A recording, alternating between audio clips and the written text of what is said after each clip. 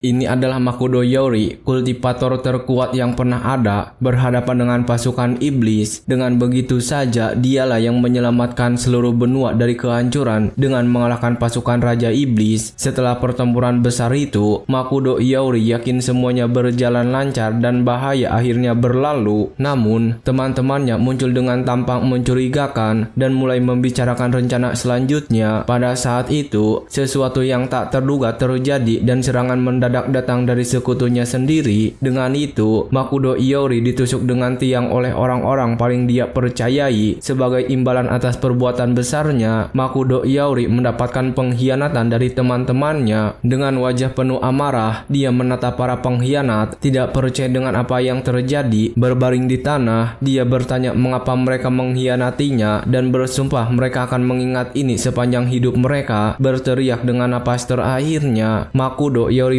berjanji akan menyeret mereka semua ke neraka bersamanya. Tiba-tiba, Makoto Yori terbangun dengan kaget, mendengar suara-suara asing memanggil namanya berulang kali. Seorang wanita mendekatinya, tapi yang ada di pikiran pria itu hanyalah bahwa dia seharusnya sudah pergi selamanya. Melihat sekeliling, dia menyadari bahwa dia dikelilingi oleh siswa dan tidak tahu di mana dia berada. Benar-benar bingung, Makoto Yori mulai bertanya-tanya apakah dia berakhir di dunia bawah. Segera setelah itu, seorang pria mulai mengejeknya karena pingsan di tengah ujian. Seorang pria lain mengejeknya, mengatakan bahwa mereka tidak boleh lagi memanggilnya tuan muda sejak dia dikeluarkan. Seorang gadis mengabaikan seluruh adegan dan memanggil Kitama untuk kembali ujian dan mencetak rekor baru. Kitama berbalik dengan senyum sombong, setuju dengan gadis itu. Penuh dengan rasa percaya diri, guru lalu memerintahkan semua orang untuk melanjutkan ujian sementara pikiran Makoto Yori dipenuhi dengan kenangan. Menghadapi situasi itu, dia menyadari bahwa dia tidak lagi berada di dunianya dan telah bereinkarnasi ke dalam tubuh seorang anak dengan nama yang sama. Dari kenangan itu, ia mengetahui bahwa dia dilahirkan dalam keluarga yang kuat, tetapi diusir dari klan setelah orang tuanya meninggal. Dia terkejut telah terlahir kembali ke dunia yang sama sekali berbeda dari dunianya. Dari sana, dia menyadari bahwa orang-orang di dunia ini tidak tahu cara mengolah energi batin mereka. Di tempat ini, ada kekuatan khusus di udara yang disebut Cewi, namun tidak ada yang tahu cara memanfaatkannya. Meskipun lemah, Makoto Yori dapat merasakan kehadiran ki yang samar di sekitar, dan karena kehidupan sebelumnya, dia tahu persis cara tepat untuk menyerap semua energi itu. Jadi dia mulai berlatih dan menyadari bahwa dia dapat memperkuat tubuhnya dengan kekuatan ini. Seiring dia memperkuat tubuhnya, dia akhirnya mengingat apa arti sebenarnya menjadi seorang pembudidaya sejati. Hanya dengan kekuatan pembudidayaan awal, dia berhasil membersihkan meridian yang tersumbat. Di atas semua itu, dia juga menyadari bahwa dia sedikit lebih tinggi setelah semuanya. Dengan kekuatannya yang terbangun, dia bersumpah akan kembali ke benuanya begitu dia memulihkan kekuatan aslinya. Mulai sekarang, tujuannya utama adalah membalas dendam pada semua pengkhianat yang menusuknya dari belakang. Namun, untuk saat ini, kekuatannya baru berada di tahap pertama dan dia perlu melakukannya dengan perlahan untuk naik level. Mengingat situasi tersebut, dia memutuskan untuk menggunakan tes untuk menilai perubahan pada tubuhnya dan kemampuan barunya. Setelah Makoto Yori mendekati kelompok tersebut, seorang guru bertanya apakah dia merasa baik-baik saja. Dia lalu mengonfirmasi bahwa dia akan ikut serta dalam lomba lari 100 meter yang akan berlangsung. Seorang pengganggu tertawa padanya, menunjukkan bahwa selanjutnya adalah Kitama, pemegang rekor sekolah yang sudah mendapat tempat di perguruan tinggi. Kitama dan pacarnya juga mengejeknya, mengatakan bahwa pria itu tidak punya sedikit pun rasa bangga. Makoto Yori mengabaikan mereka, berpikir bahwa dia baru berada di tahap pertama pembinaan saat ini. Namun tubuh seorang pembina memiliki potensi yang jauh lebih besar daripada tubuh orang biasa. Si pengganggu terus mengejeknya, mengatakan bahwa dia akan berhadapan dengan pemegang rekor dan bahwa tidak ada orang lain yang mau berlomba dengannya. Tidak peduli dengan komentar-komentar, Makoto Yori dan Kitama mengambil posisi di garis start untuk memulai balapan. Dengan keduanya siap, wasit memberikan perintah akhir dan mereka bersiap untuk berlari sekuat tenaga. Kitama menatap lawannya dengan tatapan kebencian, bertekad untuk mempermalukannya di depan semua orang. Tembakan pistol start berbunyi dan balapan akhirnya dimulai secara nyata. Kitama melesat ke depan sementara Yori tetap diam di garis start, tidak bergerak sedikit pun. Dia berdiri di sana sebentar dengan senyum di wajahnya, membuat semua orang bingung. kagum. Melihat ini, para pengganggu mulai tertawa padanya, menganggapnya sebagai pecundang yang bahkan tidak bisa bergerak. Yaori lalu berpikir bahwa hanya 3 detik saja sudah cukup untuk menang. Sejenak kemudian, dia melesat dengan kecepatan gila, meninggalkan semua orang di belakang. Para pengganggu terdiam kagum, tak percaya dengan apa yang mereka lihat. Guru pun terkejut karena keberadaan para pembudidaya menghancurkan logika umum di dunia. Dari sana, dia dengan mudah menyalip Gintama, menunjukkan kekuatan yang melampaui batas manusia. Dengan begitu, dia menyeberangi garis finish jauh sebelum lawannya, meninggalkan semua orang tercengang. Sementara itu, Gintama masih berlari dan terkejut saat menyadari dia tertinggal. Seluruh penonton terdiam takjub melihat penampilan luar biasa pria itu. Perbedaan antara seorang kultivator dan orang biasa seperti membandingkan manusia modern dengan manusia primitif. Pada dasarnya, selisih kekuatan mereka seluas langit dan bumi. Guru melihat waktu dan terkejut melihat dia mencatat waktu 9,88 detik, memecahkan rekor baru. Karena hal ini, Gintama jatuh berlutut di tanah, merasa malu dan tidak percaya atas kekalahannya. Pemenang tetap di tanah, berkeringat dingin dan berteriak bahwa itu tidak mungkin. Sementara itu, Yaori menyadari bahwa tubuh barunya memiliki kemampuan fisik yang sempurna. Sejak saat itu, dia menatap rivalnya dengan tajam dan berjanji akan menunjukkan kepada semua orang bahwa dia bisa mencapai puncak lagi. Setelah tes selesai, Yaori menuju kamar mandi untuk merenungkan hidup barunya. Dia berpikir bahwa untuk mencapai tahap pertama pembinaan, dia perlu menggunakan ramuan khusus. Tetapi pria itu khawatir karena barang-barang tersebut sangat mahal. Saat melihat ponselnya, dia menyadari bahwa uang dari pemilik tubuh sebelumnya hampir tidak bernilai. Dia lalu mempertimbangkan ide membuat dan menjual jimat untuk mengumpulkan uang. Namun dengan hanya 1000 yen di rekening, dia bahkan tidak bisa membeli bahan termurah. Saat itu, seorang pria muncul di pintu kamar mandi dan mulai menatap tajam pada Yaori. Tak lama kemudian, sekelompok pengganggu muncul dan mengelilingi Yaori dengan tatapan mengejek. Haruwasaki mengatakan dia akan mengumpulkan uang perlindungan bulanan ini lebih awal dan Gintama ikut dengannya. Yaori lalu ingat bahwa pemilik tubuh sebelumnya selalu dipukuli oleh mereka di sekolah. Karena itu, Gintama memperingatkan bahwa ada yang tidak beres dengan pria itu dan membiarkan Haru menangani situasinya. Kapten klub tinju maju mengatakan bahwa orang sepertinya tidak akan menjadi masalah. Dia melompat ke depan, mengayunkan pukulan dan berpikir satu pukulan saja sudah cukup. Pria itu menghadapi serangan, berpikir Yaoi lamanya akan menutup mata dan menerimanya. Tapi sekarang situasinya berbeda dan Yaori siap melawan. Yaori dengan mudah menangkap pukulan itu, mengejutkan penyerang. Dari sudut pandang seorang praktisi, kapten klub tinju hanyalah orang biasa yang lemah. Dengan itu, Yaori beralih ke serangan, menendang kaki pertama. Selanjutnya, dia melayangkan pukulan kuat langsung ke wajah penjahat kedua. Gintama dan temannya terdiam, tidak percaya ini adalah Yaori yang sama. Yaori lalu menatap keduanya dengan tatapan dingin dan bertanya apakah mereka takut. Sebelum mereka bisa bereaksi, dia mencengkram tangan dua pengganggu yang tersisa. Dari sana, pria itu mencengkram dengan keras menunjukkan keunggulan mutlaknya. Kedua pengganggu itu mulai berteriak kesakitan, memohon agar dia melepaskan mereka. Yaori hanya tersenyum sinis dan berkata agar jangan dingin karena pesta baru saja dimulai. Dalam keputusasaan, mereka mengakui kesalahan mereka dan memohon padanya untuk berhenti. Yaori melemparkan keduanya ke tanah dengan satu gerakan. Gintama tergeletak di lantai, memohon belas kasihan, sepenuhnya ketakutan. Sementara itu, Haru bangun dengan diam-diam dan mencoba melarikan diri dari tempat kejadian. Tetapi Yaori berteriak bahwa dia tidak akan membiarkannya melarikan diri dan menyerang si pengganggu. Dengan pukulan mematikan, Yaori mendaratkan pukulan bersih tepat di wajah Haru. Si pengganggu terlempar keras ke arah loker. Pelaku tersungkur di lantai, penuh luka dan tidak bisa bangun. Yaori lalu memperingatkan bahwa kali berikutnya hal-hal tidak akan berakhir sebaik ini. Gintama yang ketakutan melihat pria itu dan berpikir dia adalah monster. Para pengganggu lainnya gemetar ketakutan, menyuruh Yaori untuk tidak mendekat. Dia menatap mereka dengan dingin dan menyuruh mereka mengembalikan semua barang yang miliknya. Para pria itu bingung dan bertanya apa yang dimaksud Yaori. Dengan tatapan mengancam, dia mengingatkan mereka bahwa mereka telah mengambil barang-barangnya dan Gintama setuju untuk mengembalikannya. Para pria itu membawa Haru ke ruang perawat dan Yaori tahu mereka tidak akan mengadu. Dia memikirkan bahwa sekolah adalah hal yang merepotkan dan memutuskan akan pergi secepat mungkin. Beruntung, dia dia berhasil mendapatkan kembali uang yang dicuri oleh para pengganggu. Dengan uang ini, dia akhirnya bisa membeli bahan-bahan dan mengambil langkah pertama menuju balas dendamnya. Dengan uang di tangan, Yaori mulai mengolah bahan-bahan yang dibeli. Dia mengalirkan energi spiritualnya ke dalam barang-barang tersebut, menciptakan talisman dengan efek mistis. Dengan ekspresi yang fokus, dia bersiap untuk menyelesaikan seluruh proses pembuatan. Sejenak kemudian, pria itu mengambil talismannya yang sudah selesai, yang terlihat seperti kartu berwarna-warni. Yaori tersenyum, berpikir dia bisa menjual ini dan akhirnya mendapatkan uang yang bagus. 3 minggu berlalu, tetapi Yaori tidak bisa menjual satupun talismannya. Orang-orang melihat barang-barang itu dengan curiga dan tidak tertarik untuk membelinya. Dia mulai putus asa karena tidak bisa menjual apapun. Tiba-tiba, suara gonggongan menarik perhatiannya dan dia berbalik untuk melihat apa yang terjadi. Yaori melihat seekor anjing kecil yang terluka parah berlari ke arahnya. Hewan kecil itu tidak tahan lagi dan ambruk di tanah karena luka-lukanya yang parah. Melihat pemandangan itu, dia mendekati anjing malang itu untuk memeriksa kondisinya. Yaori memutuskan untuk menguji efek salah satu talismannya pada hewan itu. Dia lalu menggunakan jimat penyembuhan yang dapat memulihkan organ dan tubuh yang terluka parah. Dengan itu, anjing itu perlahan membuka matanya, menunjukkan bahwa kekuatan itu benar-benar bekerja. Dengan bantuan jimat, anjing itu pulih sepenuhnya dan menggonggong dengan gembira. Yaori berjongkok saat anjing kecil itu menggosokkan tubuhnya padanya sebagai tanda terima kasih. Tiba-tiba, anjing kecil itu mulai menggeram pada sepasang orang yang mendekati mereka di jalan. Mereka adalah Suwada dan Shigeru Suga dari keluarga kaya, dan dia tampaknya tidak peduli pada hewan itu. Wanita muda itu menyuruh temannya membawa anjing itu ke dokter hewan, dan dia tidak ingin repot dengan hal itu. Sejenak kemudian, dia menyadari sesuatu yang aneh dan sangat terkejut dengan apa yang dia lihat. Karena itu, Shigeru mendekat dan bertanya apa yang dilakukan Yaori pada anjing itu. Dia menjelaskan bahwa hewan itu penuh darah dan dia pikir itu sudah tidak bisa diselamatkan. Yaori menyadari dia memegang sepotong kertas dan bertanya apakah dia akan mengunjungi seseorang di rumah sakit. Dari situ, dia menyadari ini adalah kesempatan sempurna untuk menjual produknya. Jadi dia menunjukkan talisman yang dia gunakan untuk menyembuhkan hewan kecil itu. Suwada tidak percaya sepatah kata pun dan menuduh pria itu sebagai penipu ulung. Selain itu, dia mengatakan Yaori pasti sengaja menabrak anjing itu. Shigeru mengabaikan pria itu dan bertanya apakah talisman itu bisa digunakan pada siapa saja. Dalam keputusasaan, dia ingin tahu apakah barang itu bisa menyembuhkan seseorang dalam keadaan koma. Yaori mengonfirmasi bahwa dia ingin menyelamatkan orang tersebut dan menjelaskan bahwa kekuatannya dapat menyembuhkan kerusakan otak. Dia lalu menunjukkan talisman khusus dan mengatakan barang itu sempurna untuk situasi ini. Suwada marah dan menyuruh wanita muda itu tidak percaya omong kosong ini. Yaori mengabaikan pria itu dan menyerahkan talisman kepada gadis itu, menjelaskan cara menggunakannya. Dari sana, dia mengungkapkan harga-harga tersebut dengan yang termahal seharga 400.000 yen dan yang termurah 200.000 yen.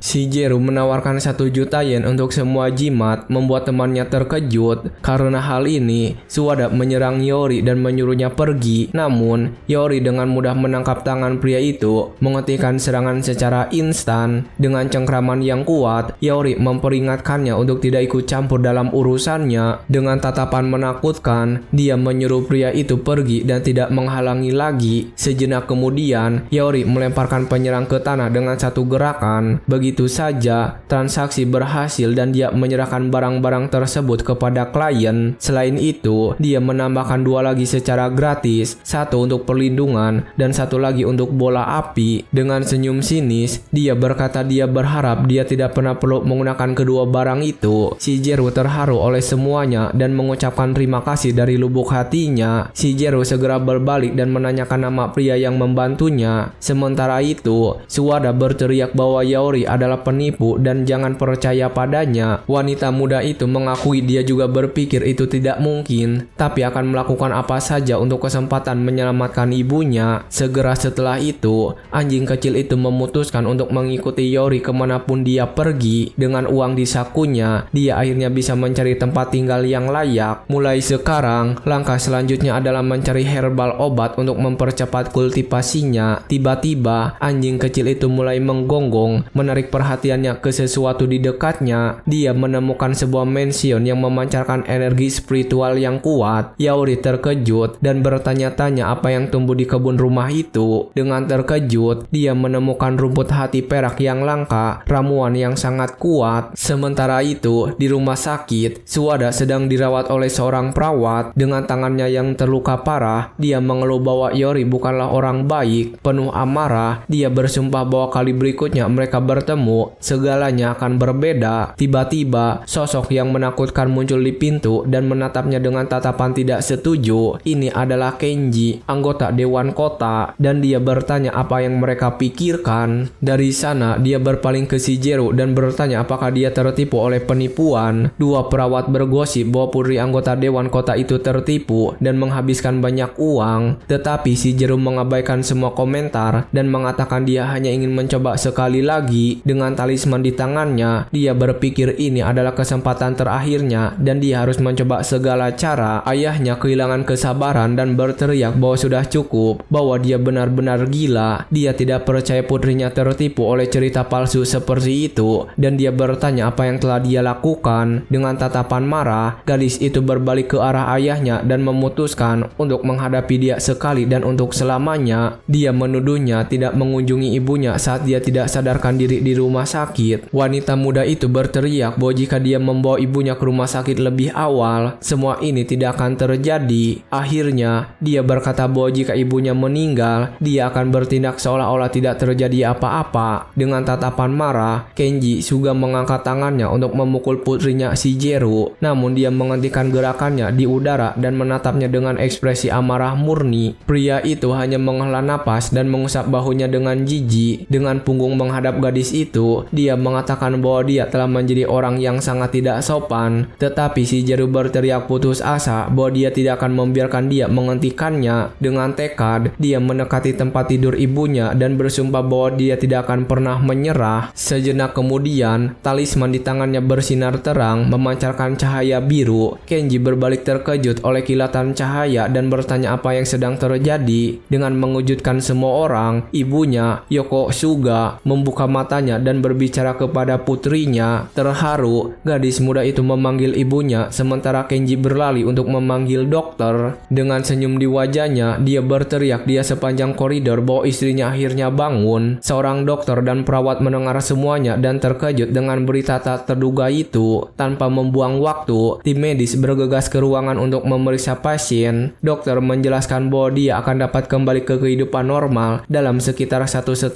tahun. Shigeru melihat talisman dan menyadari bahwa semua ini terjadi berkat talisman tersebut. Shigeru menatap talisman yang larut di tangannya dan memastikan bahwa itulah yang berhasil. Dokter dan Kenji tercengang dan berteriak bahwa itu mustahil. Dokter mengatakan itu pasti keajaiban dan Shigeru menatap ayahnya dengan tajam. Sementara itu, Suwada gemetar ketakutan dan bertanya-tanya apakah Hiyori adalah makhluk abadi. Tak lama kemudian, wanita muda itu memeluk ibunya dengan penuh emosi yang meminta maaf atas semua penderitaan. Dengan jimat lain di tangannya, dia berjanji akan mencari Hiyori untuk membalas budi. Jauh di sana, Hiyori akhirnya selesai pindah ke tempat baru. Dia mengingat semua pengkhianatan dan bersumpah tidak akan pernah memaafkan apa yang mereka lakukan. Namun, untuk melakukannya, dia harus terlebih dahulu mencapai tahap gajah dalam penyempurnaan Ki. Dengan tatapan tekad, dia berjanji bahwa hari pembalasannya semakin dekat. Berbaring di tempat tidur, dia menyadari bahwa energi spiritual dunia ini perlahan memudar. Hiyori berpikir dia membutuhkan barang yang kaya akan kekuatan untuk melanjutkan misinya. Dia mengira hanya mata air spiritual atau bahan-bahan langka yang dapat membantunya. Namun beruntungnya, dia menemukan rumput hati perak tumbuh di dalam kamarnya. Berbeda dengan herbal biasa, benda ini digunakan untuk mengolah ramuan yang meningkatkan level seseorang. Dia berencana menggunakan herbal tersebut untuk membuat pil dan mencapai tahap kedua. Tanpa membuang waktu, pria itu memutuskan harus segera memulai latihannya. Jadi dia pergi ke pasar untuk mencari bahan-bahan lain yang masih dia butuhkan. Dia menyadari bahwa bahan-bahan untuk pil tersebut terlalu mahal baginya. Hiyori berpikir bahwa bahkan jika dia menjual talismannya, dia tidak bisa lepas dari masalah. Dengan mata waspada, dia menyadari bahwa orang-orang mencurigakan itu kembali mengamatinya. Mereka telah mengamatinya selama berhari-hari dan hari ini mereka tampak siap untuk akhirnya bertindak. Lelah dengan situasi ini, Yori memutuskan untuk menghadapi para pria itu sekali dan untuk selamanya. Tiba-tiba, seorang gadis muncul dan memanggil namanya, membuat pria itu sangat terkejut. Gadis muda itu bertanya mengapa dia tidak pergi ke perguruan tinggi dan apa yang dia lakukan di tempat aneh ini. Gadis muda itu mengatakan dia diusir dari rumahnya dan itulah mengapa dia tidak punya waktu untuk belajar lagi. Yori ingat bahwa dia adalah teman sekelasnya yang dulu membela pemilik tubuh sebelumnya. Merasa kasihan padanya, gadis itu menawarkan untuk meminjamkan uang agar dia bisa pergi ke kampus. Tetapi Yori menolak bantuan itu dan mengatakan dia punya sesuatu yang harus dilakukan sebelum dia pergi. Melihat sikapnya, gadis muda itu menjadi khawatir dan berpikir sesuatu yang sangat aneh telah terjadi. Segera setelah itu, Yori masuk ke gang sempit untuk menangani masalahnya. Dengan tatapan yang tegas, dia bersiap untuk menghabisi semua orang sekaligus. Dia mulai berlari dan seorang pengganggu dengan pisau muncul untuk mengejarnya. Para penyerang berteriak bahwa dia melarikan diri dan bergegas mencoba menangkapnya di gang. Kelompok pengganggu itu mengepung pria itu di gang buntu untuk menjebaknya. Dia berhenti berlari dan menghadapi musuh-musuh yang mendekatinya. Dengan senyum percaya diri, dia memperingatkan bahwa sekarang mereka tidak bisa melarikan diri. Pria itu menantang seluruh kelompok untuk datang dan menyerangnya sekaligus. Tanpa rasa takut, seluruh geng memperlihatkan diri dan bersiap untuk bertarung dengan senjata mereka. Pemimpin kelompok itu tersenyum dan berkata bahwa kesenangan baru saja dimulai bagi mereka. Dengan tatapan dingin, Yori bertanya mengapa mereka mengintai dia dan siapa yang mengirim mereka. Pria botak itu menengus, mengatakan dia adalah orang yang ceroboh karena menantang para bos besar. Dia lalu bertanya mengapa gadis muda dari keluarga amit-amit tertarik pada pria seperti dia. Yori mengenali nama itu dan ingat bahwa pemilik tubuh sebelumnya terlalu bertunangan dengan gadis muda itu. Namun, pertunangan itu dibatalkan ketika dia diusir dari keluarga karena dianggap lemah dan tak berdaya. Yori memutuskan untuk membuat para pria itu bicara dengan cara yang keras. Bersembunyi di dekat sana, teman sekelasnya menyadari bahwa Yakuza ingin menyerangnya. Dia berpikir dia tidak punya peluang melawan begitu banyak pria bersenjata dengan tubuhnya yang lemah. Karena itu, gadis itu memutuskan untuk menelepon polisi dan meminta bantuan secepat mungkin. Tiba-tiba, salah satu pria muncul di belakangnya dan memanggilnya Kitty Cat dengan cara yang menakutkan. Penjahat itu menariknya dari belakang dan bertanya siapa yang dia telepon. Yori berbalik saat mendengar gadis itu berteriak agar penyerang melepaskannya. Pada saat itu, pemimpin geng yang sebenarnya tiba dan senjata-senjata menjadi tegang. Tanpa ragu, bos baru itu menarik rambut gadis muda itu untuk menjadikannya sandera. Yori lalu bertanya mengapa teman sekelasnya mengikuti dia ke sana. Bos itu mengejek bahwa Yori cukup populer, menggoda gadis kecil lain. Dalam keputusasaan, wanita muda itu berteriak pada Yori untuk melarikan diri karena para pria itu semua bersenjata. Dia mengatakan dia adalah putri keluarga Makiyama dan mereka tidak boleh menyentuhnya. Tapi pria botak itu tertawa dan mengatakan jika dia membunuh Najisana, tidak ada yang akan pernah tahu. Dia lalu mengeluarkan pisau dan bersiap menyerang, sementara dia memohon untuk dihentikan. Penyerang itu lalu memperingatkan bahwa jika dia akan menyalahkan seseorang, dia harus menyalahkan kebodohannya sendiri. Sebelum dia bisa melakukan apapun, Yori melompat ke depan dengan kecepatan gila. Dengan pukulan yang tepat, pria itu mengenai tangan penjahat, membuatnya menjatuhkan pisau. Dengan kilatan di matanya, dia berpikir bahwa dia tidak ingin menarik perhatian, tapi dia menambahkan bahwa tertangkap dan dipukuli bukan gayanya. Pukulan mematikan mendarat di wajah pria botak itu. Wanita muda itu terkejut dan bertanya-tanya apakah itu benar-benar Yori yang dia kenal. Penjahat lain membeku ketakutan, tidak tahu harus berbuat apa. Yori lalu menatap mereka dengan dingin dan bertanya lagi siapa yang mengirim mereka. Jauh di sana, seorang polisi menerima panggilan darurat di radio tentang pergerakan geng. Petugas polisi kaya yang terkejut segera meminta lokasi tepat penjahat tersebut. Radio melaporkan bahwa lebih dari 30 orang masuk ke gang dan menculik seorang gadis. Dia melaju kencang dan meminta bantuan tanpa memberitahu atasannya. Sejenak kemudian, dia menerima peringatan untuk berhati-hati karena para penjahat tidak akan ragu untuk membunuh. Khawatir, petugas mencoba menghubungi rekan kerjanya di lokasi, tetapi tidak ada respon. Setelah beberapa saat diam, radio menjawab bahwa bantuan tidak diperlukan. Dengan suara gemetar, petugas di lokasi mulai berbicara diwawancara tentang anak yang dia sebutkan. Dia menjelaskan bahwa anak yang ada di sana berhasil mengalahkan semua penjahat sendirian. Adegan berganti dan kita melihat Yori dengan mudah menahan pemimpin geng. Pria botak itu tidak percaya bahwa anak dari keluarga Yori bisa mengalahkannya dengan mudah. Dengan tatapan dingin, Yori bertanya siapa yang memberi mereka informasi tentang keberadaannya. Dia lalu memberikan ultimatum, menuntut penjahat itu menjawab semua pertanyaan dalam 3 detik. Terkejut, pemimpin geng berteriak kesakitan dan memohon kepada Yori untuk menunggu sebentar. Pada saat itu, teman sekelasnya muncul dan berteriak agar Yori berhenti. Polisi datang berlari dan salah satu berteriak agar Yori tidak turun ke level mereka. Yori melihat polisi dan bertanya-tanya apakah kedatangan mereka hanya kebetulan. Dia tahu akan sangat mudah untuk menghabisi semua orang di depannya, tapi pria itu memutuskan dia tidak bisa mengungkapkan kekuatan aslinya kepada petugas polisi saat ini. Jadi dia meletakkan pengganggu itu di tanah dan memutuskan untuk mundur untuk saat ini untuk menghindari masalah. Pria botak itu menghela napas lega dan Yori berpikir dia tidak bisa melawan kekuatan pemerintah. Petugas kaya lega dan tidak percaya pria itu menangani semua itu sendirian. Dia terkesan bahwa seorang anak kecil berhasil menangkap begitu banyak penjahat sekaligus. Petugas kaya mendekatinya dan memperkenalkan diri sebagai polisi dari kota Numei. Teman sekelasnya juga menyapa petugas tersebut dengan senyum ramah di wajahnya. Kedua petugas tersebut memperkenalkan diri secara resmi dan meyakinkan mereka bahwa mereka akan menangani seluruh situasi. Pemerintah menyaksikan semuanya dan pengawasan mereka sempurna. Polisi mengatakan bahwa rekan kerjanya akan mengambil keterangannya tanpa menanyakan hal-hal lain. Tiba-tiba petugas lain memanggil kepala polisi yang baru saja tiba di lokasi. Seorang pria tua muncul dengan senyuman dan mengatakan para penjahat akan melarikan diri tanpa dia. Kepala polisi Onaga Kaiju muncul dan menahan Yori atas tuduhan penyerangan. Dia lalu menunjukkan surat perintah penangkapan dan menatap pria itu dengan senyum jahat. Teman sekelasnya marah dan berteriak bahwa merekalah yang sebenarnya penyerang. Onaga lalu menanya gadis itu dengan tatapan aneh, bertanya apakah mereka benar-benar diserang. Dia mengatakan dia hanya melihat Yori memukul para pria sementara pengganggu itu tertawa kecil. Polisi kehilangan kesabaran dan menantang atasannya mengatakan ini semua omong kosong. Tapi pria itu hanya menjawab dengan dingin bahwa dia tidak berbicara omong kosong. Dengan tatapan mengancam, dia memperingatkan bahwa dia bisa mengambil pekerjaan petugas itu karena keberaniannya. Penuh amarah, petugas berteriak bahwa atasannya adalah pria yang benar-benar hina dan korup. Rekannya menahannya dan menyuruhnya tenang dan jangan kehilangan akal. Korban jadi pelaku, pelaku jadi korban. Konoha, Konoha. Yori menyadari bahwa siapapun yang mengirim mereka telah melakukan segala cara untuk menjebaknya. Atasannya mengejeknya, tapi Yori berpikir ini adalah kesempatan untuk mendapatkan informasi. Yori bertanya bagaimana petugas itu tahu dia hanyalah seorang mahasiswa biasa. Onaga menyadari dia telah berkata terlalu banyak dan Yori mengerti dia hanyalah kaki tangan seseorang. Dengan senyum, dia bertanya-tanya apakah dia harus menangani dalang sebenarnya di balik ini. Onaga berpura-pura bodoh dan memerintahkan anak buahnya untuk membawa Yori pergi. Saat dia dibawa pergi, seorang petugas polisi memborgolnya dan teman sekelasnya terlihat sangat khawatir. Dengan senyum sinis, dia menunjukkan tombol yang dia curi dari kepala polisi tanpa ada yang menyadarinya. Onaga terkejut saat menyadari tombolnya hilang dan tidak tahu bagaimana hal itu terjadi. Yori lalu memperingatkan bahwa kali berikutnya dia tidak akan hanya mengambil tombol biasa. Penuh amarah, Onaga bersumpah akan mengingat apa yang terjadi dan tidak akan membiarkannya berlalu begitu saja. Tak lama setelah itu, Yori dibawa ke sel gelap di dalam kantor polisi. Di dalam sel, seorang pria besar berotot duduk di dekat punggung menghadap mereka, bermeditasi dalam diam. Seorang penjaga memukul jeruji dengan tongkat untuk menarik perhatian tahanan. Penjaga mengatakan orang yang ditunggu akan segera datang dan permintaannya sangat spesifik. Misi pria itu adalah menghabisi Yori dan dia setuju dengan rencana itu tanpa ragu. Yori dibawa ke sel dan bertanya apakah rencana mereka adalah menghabisinya di sana. Dengan bunyi logam yang nyaring, pintu sel terbuka dan dia dilempar ke dalam. Saat masuk ke ruangan gelap, dia dihadapkan pada dua pria besar yang mengawasinya dari pintu. Dia bertanya dengan senyum apakah mereka berencana untuk menghabisinya. Dengan tatapan menantang, dia berpikir situasi ini sangat menarik. Yori melihat seorang pria berotot di sudut dan bertanya-tanya apakah dia bos sebenarnya. Pria besar itu menjelaskan bahwa berdasarkan prinsipnya, dia dia belum pernah menyakiti orang biasa seumur hidupnya. Dia melanjutkan pidatonya, mengatakan bahwa dari sudut pandangnya, orang-orang seperti anak itu lemah. Dengan senyum jahat, pria itu menambahkan bahwa dia terlalu lemah untuk layak dipermasalahkan. Dia memperkenalkan diri sebagai Paki Genjo dan mengatakan dia disewa untuk menghabisi pria itu. Yaori menatapnya dengan dingin dan bertanya apakah dia juga bawahan seseorang. Yaori merasakan energi aneh dan mengakui dia bisa merasakan kekuatan musuh. Paki lalu melepaskan aura pinknya dan mengungkapkan bahwa kekuatan ini disebut Ryatsu. Meskipun menghadapi kekuatan yang luar biasa, Yaori tidak gentar dan menatap lawan dengan tajam. Penyerang melompat ke depan sambil berteriak bahwa dia akan mengirim anak itu ke alam baka. Tetapi Yaori menghindar dari serangan itu dengan kecepatan yang mengesankan. Paki tercengang, tidak percaya bahwa anak itu berhasil menghindar dari pukulan itu. Yaori membalas dan mengatakan bahwa sepertinya dia sedikit salah. Dia lalu memperingatkan bahwa orang yang sebenarnya lemah di sel itu bukanlah orang yang dia kira. Sejenak kemudian, pria itu melayangkan pukulan kuat dan berteriak bahwa yang lemah adalah dia. Namun Paki berhasil menggenggam kaki Yaori untuk menjaga dia jatuh. Dengan kekuatan brutalnya, dia mengawinkan pria itu melalui udara, bermaksud melemparnya. Yaori dilempar keras melintasi sel gelap. Yaori terbang melalui udara, tetapi berhasil mendarat dengan kaki tanpa kesulitan. Paki mengakui dia meremehkan anak itu dan berjanji akan memberinya pelajaran yang menyakitkan. Yaori hanya menatapnya dengan tenang dan melepaskan auranya. Energi ungu mulai memancar dari tubuhnya untuk pertarungan. Tanpa ragu, Yaori menyerang langsung ke arah lawannya di sel. Dia lalu melayangkan pukulan mematikan tepat di dada Paki dengan sekuat tenaga. Pria besar itu terlempar ke belakang, merasakan dampak pukulan. Dari pukulan itu, Paki memuntahkan darah dan bertanya-tanya apa jenis kekuatan ini. Dia jatuh ke tanah, terkejut oleh kekuatan luar biasa Yaori. Tapi penyerang bangkit dengan marah dan bersiap menyerang lagi dengan segala kekuatannya. Yaori melancarkan tendangan kuat yang menghancurkan sebagian sel. Di tengah asap, Yaori menatap musuhnya dengan ketenangan yang menakutkan. Paki menatapnya dengan tubuh penuh luka, tapi masih dengan tatapan penuh kebencian. Dia berlari maju, berteriak bahwa anak itu tidak boleh sombong. Yaori bahkan tidak bergerak dan hanya menatap pukulan yang datang kepadanya. Dia lalu membalas dengan pukulan tepat di tengah wajah lawannya. Dengan dampak pukulan, pria besar itu memuntahkan lebih banyak darah. Wajahnya benar-benar terdistorsi. Dia terlempar ke belakang, menghancurkan lantai sel. Paki yang kebingungan bertanya-tanya mengapa dia kalah seperti ini. Yaori muncul dengan aura merah yang mengintimidasi. Dari sana, dia mempersiapkan tinjunya yang mulai bersinar dengan energi biru. Tanpa membuang waktu, Yaori melancarkan pukulan terakhir untuk mengakhiri pertarungan. Dengan musuh tergeletak di tanah, Yaori mencengkram wajahnya dan menuntut tahu siapa di balik ini. Aura ungunya meledak dengan intensitas dan dia melanjutkan interogasi tanpa ragu. Yaori lalu bertanya dari mana pria itu mendapatkan kekuatan bernama Ryatsu.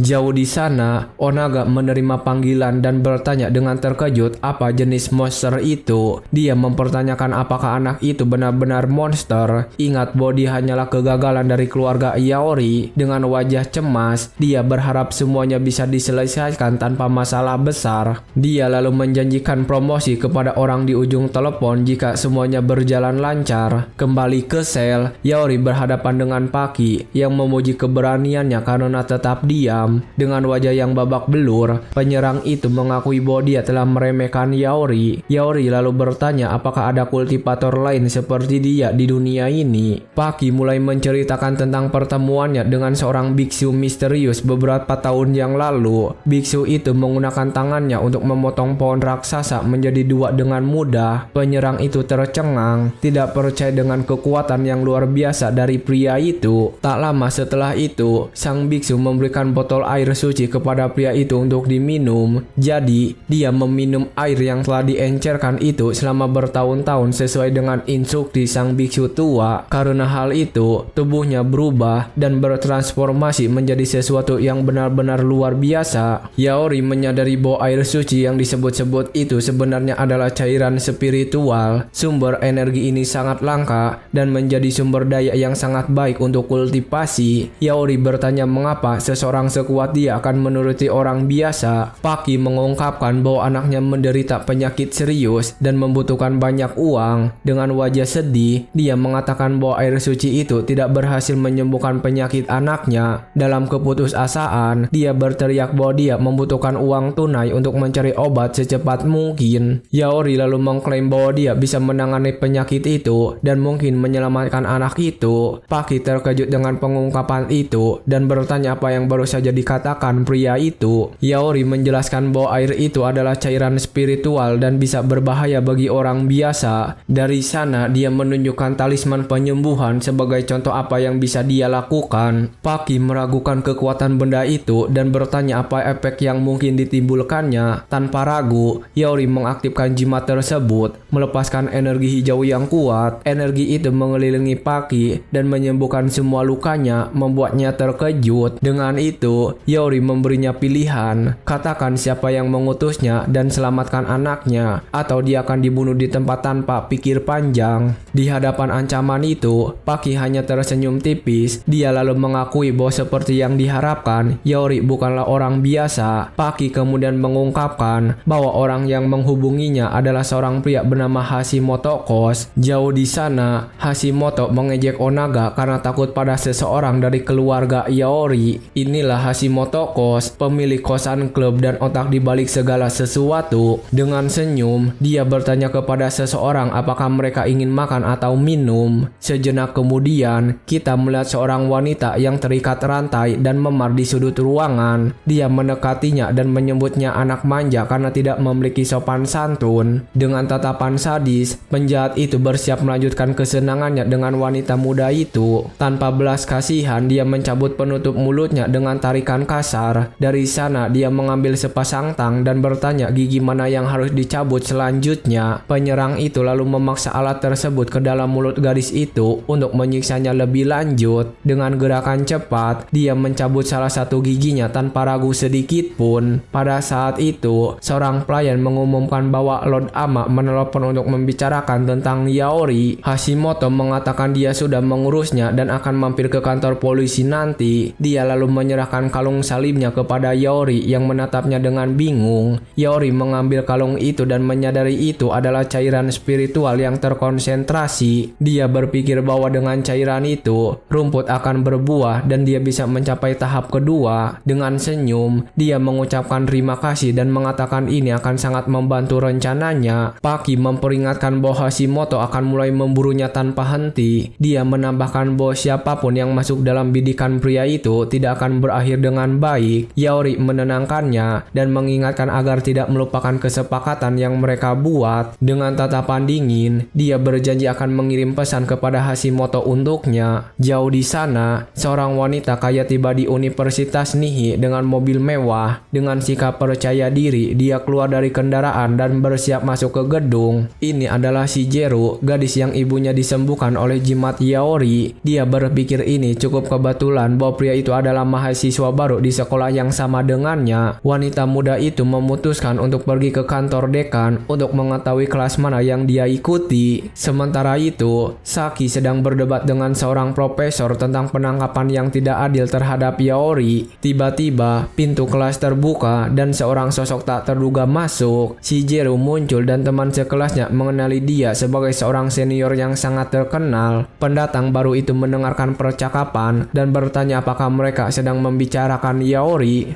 Jauh di kantor polisi, petugas polisi memukul meja atasannya dengan keras karena marah. Dia tidak percaya atasannya akan membebaskan penjahat yang telah mereka kejar selama bertahun-tahun. Dengan penuh kemarahan, dia menunjukkan ke arah pria itu dan menuduhnya menyalahgunakan wewenang. Atasan korup itu menatapnya dengan tajam dan bertanya apakah dia punya bukti atas tuduhannya. Meskipun begitu, petugas polisi bersikeras bahwa dia tahu atasannya sedang merencanakan sesuatu di belakangnya. Dengan tatapan menantang, pria itu menyuruhnya untuk mengatakan apa yang dia ketahui, tapi pria itu tidak bisa. Tiba-tiba, pintu kantor didobrak dan seseorang berteriak bahwa ruangan itu terbatas. Saki Saki dan Shijiro masuk dan teman sekelasnya menuntut pembebasan Yaori. Atasan itu marah dan berteriak bahwa dia bahkan tidak bisa menghentikan orang luar. Dia bertanya siapa wanita muda itu dan berpikir Yaori tidak memiliki koneksi penting. Dengan rokok di mulutnya, dia mengatakan teman mereka adalah tersangka dan tidak bisa dibebaskan. Petugas polisi marah dan berteriak bahwa ini omong kosong dan tidak masuk akal. Pria itu hanya menjawab bahwa sebagai kepala, dia tidak bisa membocorkan informasi internal. Saki lalu menanyainya mengapa para anggota Yakuza tidak ditahan di sana juga. Kepala polisi mengancam mereka, mengatakan dia akan menangkap mereka karena menghalangi keadilan jika mereka tidak pergi. Tanpa getar, Shijiro mengambil teleponnya yang ada di atas meja. Dia duduk dengan tenang dan menantangnya untuk mencoba menangkapnya jika dia berani. Penuh amarah, kepala polisi memerintahkan anak buahnya untuk memasukkan keduanya ke sel segera. Beberapa polisi mendekati dan mengelilingi kedua gadis itu untuk menangkap mereka. Polisi kaya berteriak lagi bahwa ini adalah penyalahgunaan wewenang yang jelas dari pihak kepala polisi. Shijiro menatapnya dengan tajam dan bertanya apakah dia pikir bisa membungkam mereka dengan tuduhan palsu. Kepala polisi yang korup tertawa dan mengatakan bahwa menghina pejabat pemerintah hanya akan memperburuk hukuman mereka. Tapi Shijiro menatapnya dengan tajam dan mengatakan bahwa pengganggu-pengganggu itu sedang melakukan beberapa jasa untuknya. Pria itu menyadari bahwa gadis itu membuat segalanya menjadi rumit baginya. Dengan tatapan dingin, dia menyarankan bahwa situasi Yaori bisa diselesaikan dengan uang. Onaga mengatakan bahwa orang berkuasa memiliki privilege dan mereka tidak terkecuali. Dia lalu mengancam bahwa dia bisa membuat cerita palsu di mana mereka semua kehilangan nyawa di sana. Polisi kaya dan gadis-gadis itu terkejut dan marah mendengar ancaman kepala polisi korup. Shijiro lalu berbicara ke teleponnya dan bertanya apakah Direktur Oi mendengar semua itu. Suara menjawab iya dan Onaga serta petugas lainnya terkejut. Ketakutan, kepala polisi bertanya apakah dia berbicara dengan Direktur asli Oi. Dari sana, dia memperkenalkan diri dan menuduhnya melakukan beberapa kejahatan serius. Onaga terdiam dan bertanya siapa dia berani berbicara seperti itu. Dalam kepanikan, dia menyadari bahwa Yaori terhubung dengan keluarga Suga yang berkuasa. Adegan kemudian berpindah kembali ke sel tempat Yaori ditahan. Di dalam sel, kalung yang diberikan Paki kepadanya mulai bersinar dengan intens. Yaori memegang kalung itu dan berpikir dia hanya bisa menggunakan cairan spiritual itu sekali. Pada saat itu, dia mendengar suara dan menyadari ada seseorang yang mendekati selnya. Sejenak kemudian, seorang wanita berhak tinggi berjalan di koridor menuju dirinya. Pintu sel terbuka dan wanita muda itu masuk ke ruangan gelap. Yaori lalu menghadapi pengunjung tak terduga itu dengan ekspresi serius. Dengan terkejut, Shijiro dan Saki muncul di pintu dan menyapanya dengan ceria. Jauh di sebuah mansion mewah, seorang pria berambut pirang menghancurkan gelas dan berteriak bahwa semua orang di sana tidak berguna. Dia duduk dengan kesal dan mengeluh bahwa satu orang hampir hilang dan yang lain masuk penjara. Dengan ekspresi cemas, pria itu berpikir bahwa jika misi keluarga Ama gagal, dia tidak akan aman.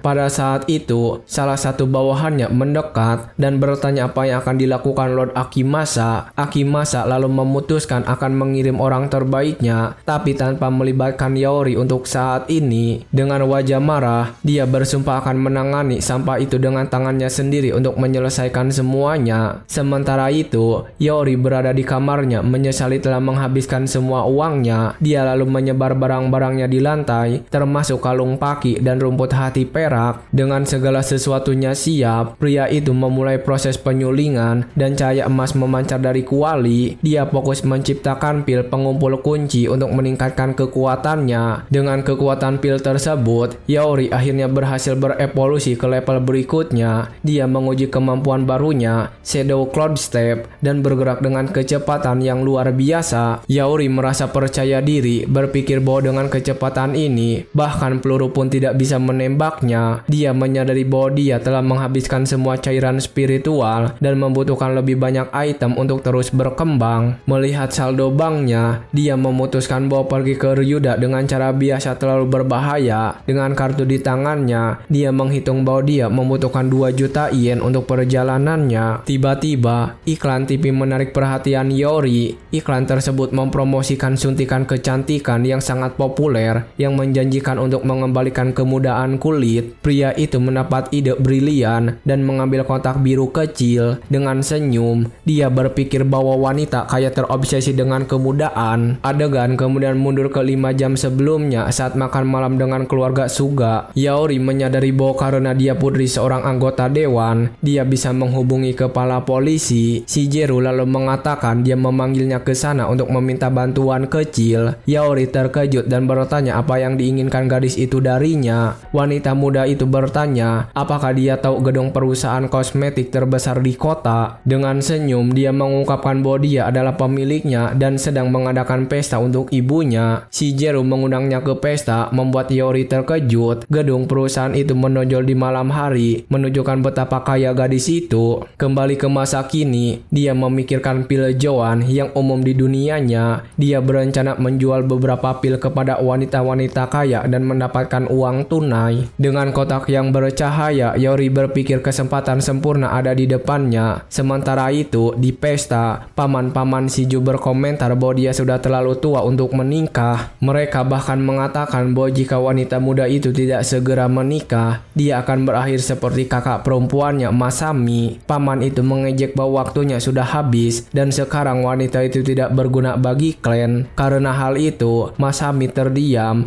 dan dia dengan kejam menyebutnya Dewi Penyakit. Dengan tatapan jahat, paman itu mengatakan dia harus meyakinkan Shigeru untuk menerima pernikahan. Tiba-tiba, ibu Shigeru mulai batuk dan putri bergegas melihat apakah dia baik-baik saja. Paman itu mengatakan seorang wanita yang belum menikah adalah barang rusak dan menyarankan keluarga Oko. Tetapi kakak perempuannya akhirnya menjawab bahwa dia punya ide sendiri tentang hal itu. Paman itu lalu mengejeknya dan bertanya apa jenis pikiran yang dia miliki sekarang. Penuh amarah, dia berteriak di wajah wanita itu bahwa itu hanyalah keserakahan darinya. Dia bahkan bertanya apakah dia pikir dia akan menjadi lebih muda dengan produk kosmetik sederhana. Tiba-tiba suara berkata, "Aku bisa melakukannya," dan semua orang menoleh dengan terkejut ke arah pintu masuk. Yaori muncul dan berkata bahwa menyebut seorang wanita sebagai barang rusak adalah kasar. Dengan mata yang berkilau, dia memperingatkan bahwa ada batas untuk kekasaran setiap orang di sana. Paman itu terkejut dan bertanya siapa si pria yang tiba-tiba muncul dari mana-mana itu. Dia lalu berteriak panik meminta keamanan untuk mengusir Yaori dari sana. Tetapi Shigeru membelanya, mengatakan dia mengundang Yaori karena dia menyelamatkan nyawa ibunya. Ibu wanita muda itu yang duduk di kursi roda juga mengucapkan terima kasih kepadanya karena telah menjual talisman. Yaori dengan sopan mengatakan tidak perlu berterima kasih untuk itu. Paman itu menengus dan mengatakan dia tertipu oleh penipu dan bahwa Sain yang menyelamatkannya. Yaori lalu memperkenalkan diri sebagai peneliti dan mitra bisnis keluarga. Seorang pria menanyainya dan Yaori menjawab bahwa masalahnya berkaitan dengan kosmetik dan kemudaan. Dengan kotak di tangannya, dia berkata akan menunjukkan jawaban atas pembicaraan itu kepada semua orang. Dia mendekati Masami dan meminta bantuannya untuk demonstrasinya. Dengan senyum, dia menawarkan kotak itu dan meminta wanita muda itu memakan barang di dalamnya. Matanya bersinar terang saat kotak itu mengeluarkan energi yang sangat kuat. Sejenak kemudian, kotak itu terbuka, memperlihatkan pil Joan kepada semua tamu. Paman itu berteriak bahwa itu bohong dan pil itu mungkin beracun. Masami ketakutan dan bertanya apakah aman meminumnya. Tapi Shigeru mengatakan dia percaya pada Yaori dan akan meminumnya sendiri tanpa masalah. Mendengar itu, ibu gadis itu juga mengatakan dia percaya padanya karena pria itu menyelamatkannya. Dua tamu berkomentar bahwa obat pemuda adalah sesuatu yang mustahil ada. Yaori lalu bertanya pada Masami apakah dia tidak ingin merasakan bagaimana rasanya menjadi muda. Dia ingat semua kali dia disebut tua dan sudah habis masa jayanya. Dengan tatapan tekad, dia memutuskan akan mencoba pil itu dan mengulur tangannya. Wanita muda itu mengambil barang tersebut dan memasukkan ke mulutnya dengan tekad yang kuat. Melihat adegan itu, paman dan istrinya tercengang, tidak percaya dia memakannya. Misami berdiri diam diam dan para tamu berpikir itu bohong dan barang tersebut mungkin beracun. Sang paman tertawa dan berkata dia tahu itu semua omong kosong dan mereka datang ke sana untuk sia-sia. Tiba-tiba aura emas mulai bersinar di sekitar mata Masami. Seorang pria mengangkat cermin dan semua orang melihat penampilannya berubah total. Paman dan istrinya terkejut dan berteriak tak percaya dengan apa yang baru saja mereka lihat. Seorang wanita terkesan dan bertanya harganya dan Yaori mengatakan harganya 400.000 yen.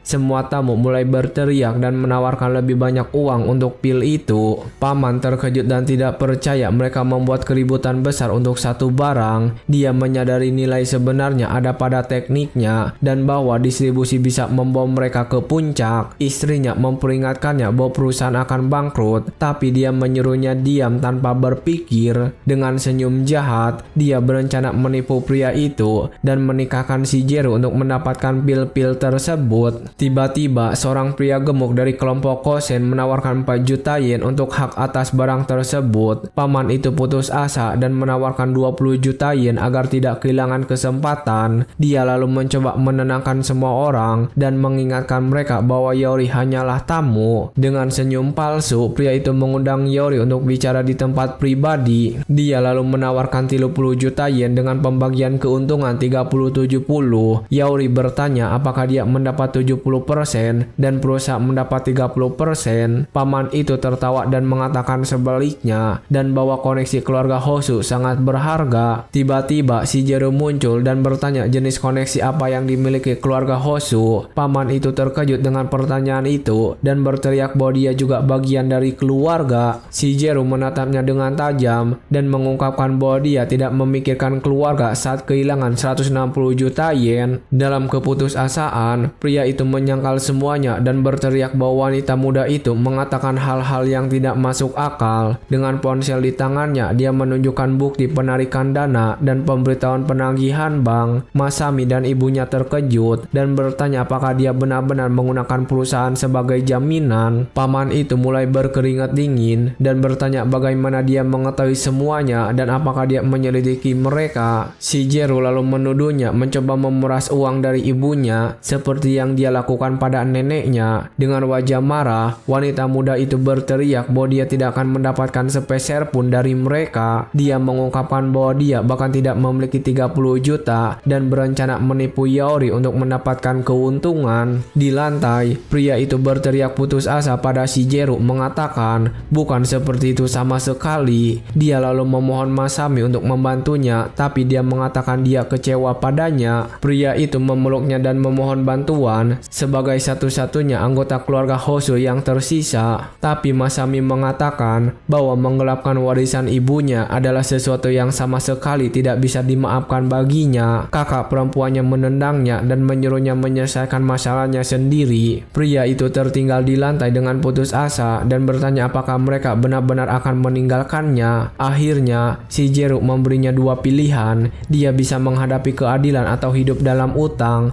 atau dia bisa menjual perusahaan yang bangkrut itu kepadanya dengan harga 1 yen saja. Dan pria itu terkejut. Para tamu lain tertawa padanya dan mengatakan dia pantas mendapatkannya. Shigeru lalu berpaling ke Yaori dan mengatakan ada banyak profesional di pesta itu. Dari sana, dia menawarkan untuk memperkenalkannya kepada beberapa di antaranya jika dia membutuhkan bantuan dalam bisnis. Dia berpikir 40 juta untuk haknya adil, tetapi dia memperingatkannya untuk berhati-hati. Namun wanita muda itu menambahkan bahwa dia merasa aman menyerahkan bisnis itu kepadanya. Kemudian, Shigeru mengantarnya pulang dan memuji tempat tinggalnya sekarang. Yaori lalu keluar dari mobil dan menjawab bahwa tempat itu hanya sewa. Dia lalu mengucapkan terima kasih atas tumpangan dan mengatakan itu sangat membantu. Dia mengatakan mereka teman dan dia terkejut dengan kata yang dia gunakan. Dia menatapnya pergi dengan tangan di saku dan wajah yang termenung. Menatap bulan, Yaori berpikir bahwa kehidupan barunya ini tidak seburuk yang dia kira. Dia berbalik dan berjalan menuju pintu rumah barunya. Dengan tenang, pria itu meraih pegangan pintu dan bersiap masuk. Pada saat itu, pintu terbuka, memperlihatkan seberkas cahaya. Setelah masuk ke dalam rumah, dia menemukan genangan darah di lantai ruang tamu. Dia lalu melihat anjing kecil yang telah mengikutinya terbaring di sana dengan pisau tertancap di punggungnya. bosnya. Dengan ekspresi marah, Yori bertanya-tanya apa yang sedang terjadi. Jauh di sana, seseorang memberitahu bosnya bahwa Yori pulang bersama seorang wanita. Akimasa memerintahkan mereka untuk menangkap wanita muda itu agar Yori menderita dengan senyuman jahat. Penjahat itu berkata dia berharap pria itu menyukai hadiah yang dia tinggalkan.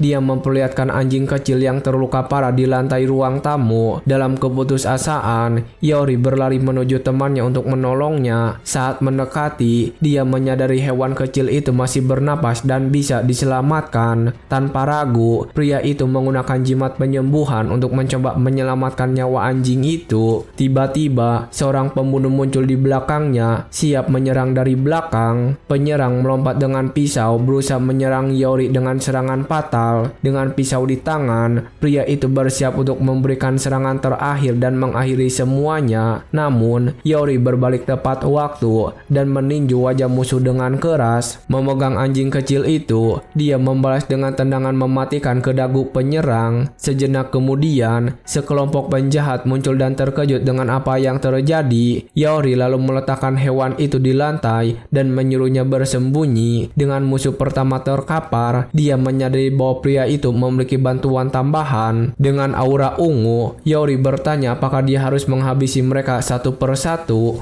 Pemimpin geng memerintahkan anak buahnya untuk menyerang, tetapi jangan membunuhnya. Seorang penyerang menyerang dengan senjata, tetapi Yori bahkan tidak bergeming. Dengan tatapan dingin, dia mempersiapkan serangan balasan dengan energi ungu di tangannya. Dia menghantam musuh pertama dengan pukulan mematikan, menjatuhkannya ke tanah. Dengan musuh pertama terkapar, dia berkata bahwa hitungan baru saja dimulai. Seorang pengganggu lain marah dan menyerang dengan pipa, mencoba menghantamnya dengan sekuat tenaga, tetapi Yori dengan mudah memblokir serangan itu, menunjukkan keunggulannya. Dia lalu membalas dengan pukulan kuat langsung ke dada penyerang. Orang itu lalu mencengkram lehernya, membuat musuh tersebut ketakutan. Tanpa kesulitan, dia mengangkat pengganggu itu dari tanah dengan satu tangan. Dengan yang kedua sudah terkapar, Yori menghadapi sisa kelompok siap bertarung. Para pria itu mengubah rencana dan mengeluarkan senjata mereka untuk menembaknya. Dia menggunakan kecepatannya untuk menghindari semua tembakan dan berjanji akan menghabisi mereka semua. Dengan tatapan marah, dia bersumpah akan bertarung hingga mereka akhirnya mengatakan kebenaran. Jauh di sana, penjahat itu tertawa sambil menyiapkan alat penyiksaan. Dia mendekati Shigeru dan mengejek bahwa dia adalah wanita impian semua orang di kota. Wanita muda itu terikat rantai di tempat tidur dan penjahat itu mengenali dia sebagai putri anggota dewan. Pada saat itu, teleponnya berdering dan dia bersiap untuk menjawab panggilan.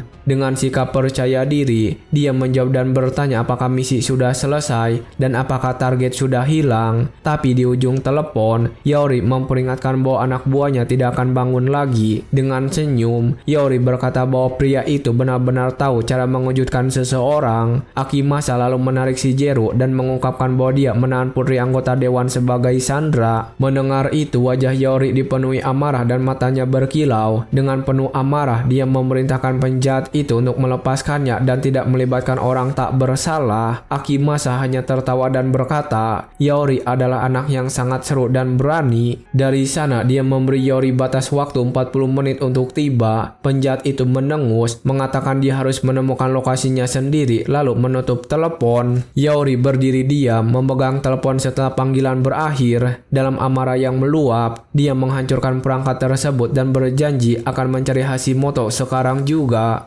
Akimasa lalu memutuskan untuk merekam video guna memprovokasi Yori. Dia mendekati wanita muda itu yang berusaha melawan dalam kepanikan total. Namun sebelum mulai, dia berbalik dengan kesal, bertanya apa yang sedang terjadi. Dua pengganggu memberitahunya bahwa alarm kebakaran gudang telah berbunyi. Akimasa berteriak bahwa dia telah memerintahkan alarm untuk dimatikan dan pergi memeriksa situasi sendiri. Setibanya di lokasi gelap, dia bertanya siapa yang ada di sana dan apa yang mereka lakukan. Tiba-tiba, pintu ruangan didobrak dan salah satu anak buahnya terlempar keluar. Dengan pintu terbuka, dia melihat penjaga tergeletak di lantai dan ruangan yang hancur berantakan. Shigeru lalu berbisik nama Yori, tahu bahwa dia datang untuk menyelamatkannya. Cerita mundur 1 jam dan kita melihat seorang pria di motor mengeluh tentang pengiriman. Dengan surat di tangannya, dia memastikan alamat dan melihat dia berada di tempat yang tepat tepat untuk pekerjaan itu. Dia lalu melihat mansion dan bertanya-tanya apakah itu rumah Yaori. Tiba-tiba, suara di komunikasinya memperingatkan bahwa Yaori akhirnya pulang. Sejenak kemudian, seorang pengganggu menjamin bahwa 6 pembunuh bayaran akan menangani pria itu untuknya. Mereka juga mengungkapkan bahwa mereka menangkap seorang wanita dan membawanya bersama mereka. Bersembunyi, pengendara motor menyadari bahwa Akimasa telah mengirim pembunuh bayaran dan menculik seorang wanita muda. Mobil pengganggu itu melaju kencang dengan sandera di dalamnya. Pria itu naik motornya dan memutuskan untuk mengikuti para penjahat untuk mengetahui lokasi mereka. Dia kemudian memacu motornya dan mulai mengejar mobil penculik di sepanjang jalan. Saat tiba di sebuah mansion besar, teleponnya berdering dan dia menjawab panggilan itu. Di ujung telepon, dia melaporkan bahwa dia telah melacak para penjahat dan bahwa Akimasa telah menculik wanita muda itu. Yaori mengatakan bahwa dia membuat penculik itu mengaku segala sesuatunya sebelum pingsan. Yaori lalu meminta bantuan untuk menyelamatkan temannya dan mengatakan akan menangani Hashimoto. Dengan wajah marah, Yaori memperingatkan bahwa dia akan menyeret penjahat itu ke neraka. Sementara itu, di mansion Akimasa, penjahat itu berdebat dengan para penculiknya di lorong. Dia berteriak pada mereka dan bertanya mengapa alarm gudang masih aktif. Sembunyi, Paki mengamati adegan itu dan melihat pria berambut blonde pergi memeriksa alarm sendiri. Para pengganggu mengeluh bahwa pekerjaan ini sulit dan mereka bahkan tidak bisa menyentuh Sandra. Tiba-tiba, salah satu dari mereka mendengar suara mencurigakan dan bertanya siapa di sana. Paki muncul dengan aura ungu dan pengganggu itu bertanya apa yang dia lakukan. Dengan tatapan dingin, dia meminta maaf dan menyuruh para pria itu bertahan sebentar. Dia berlari ke depan dan melayangkan pukulan mematikan pada salah satu penjaga mansion. Dengan musuh pertama terkapar, dia bersiap untuk menghabisi pengganggu kedua. Dia menemukan Shigeru dan berkata, Yaori sekarang berhutang budi padanya. Tanpa membuang waktu, dia mengangkatnya dan berkata mereka harus segera keluar dari sana. Paki berlari melalui koridor untuk melarikan diri sebelum yang lain menyadarinya. Dia mendekati pintu dan mengatakan mobil ada di taman dan para pria tidak akan kembali. Tapi tiba-tiba, sinar cahaya menembus tubuhnya melukainya parah saat melarikan diri. Dari serangan itu, Paki terjatuh keras ke tanah untuk melindungi wanita muda dari benturan. Dia tertinggal di lantai, babak belur dan berdarah akibat tembakan yang diterimanya. Akimasa muncul dengan senjata dan memamerkan ketepatan bidikannya, sementara anak buahnya memujinya. Berbaring di tanah, Paki bertanya-tanya mengapa mereka kembali ke lokasi itu begitu cepat. Penjahat berambut pirang itu mengejeknya dan berkata dia terkejut dia berani muncul. Dengan senyum dipaksakan, dia bangun dan menyapa bosnya berkata, sudah lama. Akimasa tertawa dan berkata, ini hari yang indah karena semua orang datang untuk dihukum. Dengan tatapan sadis, penjahat itu bersemangat dan tidak sabar menunggu kesenangan dimulai. Tetapi Paki melepaskan auranya dan berkata dia hanya bisa membanggakan diri setelah mengalahkannya. Jauh di sana, Yaori akhirnya tiba di pintu masuk mansion untuk penyelamatan. Para penjaga melihatnya dan salah satu dari mereka bertanya dengan nada curiga, saha maneh? Yaori lalu muncul dengan aura merah dan tampang yang sangat mengancam. Salah satu pengganggu mendekat dan bertanya apakah dia mendengarkan apa yang dia katakan. Tanpa ragu, Yaori melayangkan pukulan mematikan ke wajah penjaga. Pengganggu itu terlempar ke belakang akibat kekuatan pukulan Yaori. Para penjaga lainnya terkejut dengan pemandangan itu, tetapi bersiap untuk menyerang Yaori. Para pengganggu menyerang dengan senjata mereka dalam serangan terkoordinasi, tetapi pria itu menghindar dari semua serangan dan membalas dengan serangkaian pukulan cepat dan kuat. Dia menaklukkan semua penjaga dengan mudah yang mengesankan. Dengan ekspresi marah, dia mengumumkan bahwa dia datang untuk menghabisi Hashimoto sekali dan untuk selamanya. Akibat pukulan itu, Paki memuntahkan darah dan terbaring tak sadarkan diri di tanah. Menghadapi begitu banyak pengganggu yang tergeletak, dia menyesali diri karena kalah jumlah dalam pertarungan. Terbaring di tanah, dia menyalahkan dirinya sendiri karena tidak mendengarkan Yaori dan gagal menyelamatkan gadis itu. Akimasa menatapnya dengan tajam dan berkata bahwa begitu dia pergi, dia akan mengirim semua orang ke tempat yang sama. Dengan tatapan gila, dia menambahkan bahwa pertama-tama dia akan memotong mereka semua menjadi potongan-potongan kecil. Tiba-tiba, kilatan cahaya terang muncul dan ledakan terjadi di tengah mansion. Terkejut, pria berambut blonde itu berbalik dan bertanya siapa yang berani masuk. Di tengah asap, siluet Yaori muncul dengan aura ungu. Dengan tatapan dingin, dia memperingatkan bahwa dia adalah orang yang datang untuk mengirimnya ke neraka. Paki menatapnya dengan tajam dan berkata bahwa pria itu butuh waktu lama untuk akhirnya sampai di sana. Yaori lalu memberikan talisman penyembuhan dan menyuruhnya menggunakan barang itu. Dia mengenali kekuatannya dan menyadari bahwa itu akan bekerja seperti sebelumnya. Penuh amarah, Akimasa mengarahkan senjatanya dan berteriak pada anak buahnya untuk menghabisinya. Para penjahat mulai menembakkan segala yang mereka miliki ke arah Yaori, tetapi dia menghindar dari peluru dan berkata bahwa peluru itu tidak berlaku bagi seorang ahli langkah awan. Dengan kecepatannya, dia menendang senjata sambil menghindar dari tembakan. Akimasa tercengang dan bertanya-tanya apa yang kecepatan gila itu. Yaori terus maju, menghabisi semua penjahat di jalannya. Dengan anak buahnya tergeletak di tanah, penjahat itu menatap Yaori dengan wajah ketakutan. Dia berbalik dengan putus asa dan berteriak bahwa dia harus melarikan diri ke tempat aman. Berlari, dia berpikir ini bukan bagian dari kesepakatan dan bahwa pria itu bukan sekedar sampah. Saat mencapai pintu keamanan, dia berteriak agar mereka membukanya secepat mungkin. Dia lalu mencoba memasukkan kata sandi, tetapi panel menunjukkan kode salah. Penjahat itu berteriak marah karena tidak bisa melarikan diri. Tiba-tiba, salah satu anak buahnya dilempar keras ke pintu logam. Ketakutan, dia mencoba menenangkan diri, berpikir bahwa tidak ada yang bisa menentang pelindungnya. Dia lalu berteriak bahwa yang menginginkan nyawa pria itu adalah Lord Ama yang agung. Yaori muncul di belakangnya dan bertanya dengan dingin siapa Lord Ama. Dengan tatapan mengancam, dia memperingatkan bahwa dia akan menyebabkan rasa sakit yang tak tertahankan jika dia berpura-pura bodoh. Dalam keputusasaan, penjahat itu mengungkapkan bahwa keluarga Ama ingin mengeliminasinya karena pernikahan. Yaori berpikir bahwa pemilik tubuh sebelumnya tidak pernah bertemu Yukiha. Akimasa membanggakan bahwa hanya keluarga Ama yang bisa melakukan hal semacam itu dan menyuruhnya untuk membiarkannya pergi. Yaori menyadari bahwa Joima juga harus menjadi seorang kultivator. Penjahat itu lalu mencoba menawar, mengatakan dia bisa membantunya melihat betapa berharganya dia. Yaori menatapnya dengan jijik dan bertanya jenis nilai apa yang dia bicarakan. Dengan senyum percaya diri, pria berambut blonde itu bertanya apakah dia akhirnya mengerti situasi ini. Kehabisan kesabaran, Yaori melayangkan pukulan mematikan tepat di tengah wajah penjahat itu. Dia lalu melayangkan pukulan kelas lainnya, membuat penyerang terlempar ke sisi lain. Akibat hantaman itu, pria tersebut terlempar ke dalam ruangan dan jatuh langsung ke dalam air. Di dalam ruangan, Yaori menemukan beberapa wanita yang terbelenggu rantai, semuanya dalam keadaan babak belur. Melihat pemandangan itu, wajah Yaori dipenuhi amarah yang tak terkendali. Dari atas, kita melihat pemandangan tragis dengan Yaori berdiri di hadapan semua sandera. Dengan tatapan gelap, dia berkata para gadis bisa menjelaskan nilai penjahat itu dengan lebih baik. Tanpa membuang waktu, dia mengeluarkan pisau dan bersiap membebaskan semua wanita muda. Dengan satu tebasan, pria itu memotong rantai dan membebaskan sandera dari tempat itu. Dengan bunyi kleng logam, pisau yang digunakan untuk memotong rantai jatuh ke lantai. Dengan tatapan dingin, Yaori berkata bahwa para wanita muda bisa melakukan apapun yang mereka inginkan pada penjahat itu. Akimasa yang putus asa memohon untuk hidupnya dan menawarkan semua uang yang dia miliki. Salah satu wanita mengambil pedang dan berkata mereka tidak ingin apapun darinya. Dengan tatapan kebencian, dia memperingatkan bahwa mengirimnya ke neraka sudah cukup bagi mereka. Jauh di sana, Yaori menggunakan kekuatannya untuk menyembuhkan Shigeru yang terbaring di sofa. Paki memperingatkannya untuk pergi karena polisi sedang datang dan bertanya apakah dia yakin. Dengan tatapan tenang, dia menjawab bahwa dia akan kembali begitu dia menyerahkan wanita muda itu kepada polisi. Paki lalu menanyainya tentang apa yang akan dia lakukan sekarang. Setelah dia mendapatkan informasi itu, Yaori mengatakan dia akan menyelidiki Ama, tetapi Laiman kalah jumlah dalam pertarungan. Di rumah, Yaori bersantai sebentar, tetapi pikirannya tidak bisa tenang. Dia berpikir dia telah mengalahkan Hashimoto, tetapi pasangannya masih di luar sana dan perlu ditemukan. Anjing kecil tiba-tiba menggonggong seolah-olah memperingatkannya tentang sesuatu di pintu. Yaori membuka pintu dan disambut oleh seorang pria berbaju jas yang memanggilnya Lord Yaori. Pria itu mengatakan dia membawa kiriman dari Presiden Suga dan pesan agar dia bersiap-siap untuk pergi. Yaori bingung dan bertanya-tanya apa yang direncanakan Shigeru sekarang. Dia lalu masuk ke kamarnya untuk memeriksa paket yang baru saja diterimanya. Dengan paket di tangannya, dia menelpon Shigeru dan bertanya mengapa dia mengirimkan baju jas. Di ujung telepon, wanita muda itu mengonfirmasi bahwa dia telah menerimanya dan mengatakan itu untuk pesta keluarga Hosu. Melihat undangan, Yaori bertanya bertanya-tanya mengapa dia juga diundang ke acara tersebut. Dia lalu ingat sesuatu dan bertanya dengan terkejut tentang mantan pianisnya. Dengan ekspresi panik, dia mulai menyadari situasi mengerikan yang dia hadapi. Shigeru lalu mengonfirmasi bahwa pesta itu untuk Yuki Amaya, putri keluarga Amaya yang berkuasa. Di pesta, kita melihat dua pria penting yang meninggalkan dunia bisnis kota, kini berpakaian rapi. Yori menduga mereka juga ingin mendekati keluarga Hosu. Shigeru menjelaskan bahwa hanya dengan berhubungan dengan keluarga Amaya, semua orang sudah ingin menjalin hubungan. Dia menambahkan bahwa putri keluarga berkuasa itu akan segera tiba. Ruangan pesta dipenuhi orang-orang penting yang menunggu kedatangan Haris yang besar. Saat melihat wanita muda itu, Yori merasakan energi dan bertanya-tanya apakah dia mantan tunangan pemilik sebelumnya. Dengan wajah serius, Yori mengamati pendatang baru dengan sangat hati-hati. Inilah Yuki Amaya, putri keluarga Amaya, dan di sampingnya ada Nana, kepala keluarga Hosu. Aura biru yang kuat terpancar dari Yuki, dan Yori menyadari bahwa dia juga seorang kultivator. Dia berpikir dia pasti mengenal Ama dan memutuskan akan menanyakannya nanti. Dengan senyum, Shigeru mendekati dan menyapa Nana dengan antusiasme besar. Dia mengucapkan terima kasih atas kepeduliannya dan mengatakan ibunya sedang pulih perlahan. Wanita muda itu lalu menyerahkan pil giant baru sebagai hadiah untuk bibinya. Nana terkejut melihat pil-pil terkenal itu dan semua orang terkesan dengan barang tersebut. Yuki juga terkejut melihat hadiah itu dan memandangnya dengan tatapan penasaran. Dia memuji kualitas pil-pil itu dan mengatakan bahwa pembuatnya pasti memiliki keahlian yang luar biasa. Nana lalu bertanya siapa yang membuat pil-pil itu karena tidak ada segel alkimia di sana. Shigeru mengatakan pil-pil itu dibuat oleh pasangannya dan Yori memperkenalkan diri. Yuki dan Nana terkejut mendengar namanya dan tidak percaya dengan apa yang terjadi. Nana mengenali dia dan memuji kemampuannya sambil mengkritik keluarga Yori karena tidak memiliki bakat. Dengan tatapan dingin, Yuki memotong pembicaraan Nana, mengatakan dia tidak seharusnya mengatakan itu. Wanita muda itu mengatakan bahwa jika bukan karena itu, dia sudah diterima ke dalam keluarga Amaya sejak lama. Yori menyadari bahwa keluarga bangsawan mendominasi budidaya, tetapi teknik mereka primitif. Yuki menambahkan bahwa karena statusnya yang rendah, kemampuannya tidak bernilai. Nana lalu bertanya siapa guru yang mengajarinya untuk mengolah pil. Yori memikirkan pertanyaan itu dan mengingat hidupnya sebagai seorang pembudidaya besar. Dengan tatapan jauh, dia mengingat hidup lamanya dan semua kekuatan yang pernah dia miliki. Dia lalu mengatakan itu hanya hobi dan dia tidak punya guru. Dia segera mengganti topik. Tiba-tiba, seorang pria berambut putih datang ke pesta dan mengucapkan selamat ulang tahun kepada Nana. Kedatangan pria itu menarik perhatian semua orang dan mereka menatapnya dengan rasa penasaran yang besar. Beberapa tamu mengenali pria itu sebagai anggota keluarga Amaya yang berkuasa dan terkejut. Nana lalu berbalik ke arah Yori dan mengungkapkan bahwa pria itu adalah Joe, anggota keluarga Amaya. Mendengar nama itu, Yori terkejut dan tidak percaya pria itu ada di pesta. Dengan nada mengejek, pria itu bertanya siapa wanita muda di samping Yori. Nana lalu memperkenalkan Shigeru sebagai anggota keluarga Suga yang kuat kepada pendatang baru. Keduanya saling menatap dengan senyum sinis dan ketegangan di udara menjadi sangat tebal di antara mereka. Anggota keluarga itu memperkenalkan dirinya sebagai Joe Amaya dan mengulurkan tangannya untuk menyapa Shigeru. Dengan jabat tangan, Joe Amaya mengatakan bahwa dia telah mendengar banyak rumor tentang Yori. Yori berpura-pura bodoh dan bertanya dengan nada mengejek siapa dia. Yori lalu memperkenalkan diri dan melepaskan energi spiritualnya di tengah pesta. Dia berpikir bahwa para kultivator biasa menyembunyikan kekuatan mereka, tapi dia akan memaksa kekuatannya keluar. Energi itu mengalir ke tubuh Joe, mengungkapkan meridian kekuatannya. Terkejut, pria itu menarik tangannya dan menatap Yori dengan ekspresi terkejut. Dia segera menenangkan diri dan berkata, sungguh suatu kehormatan akhirnya bertemu dengannya.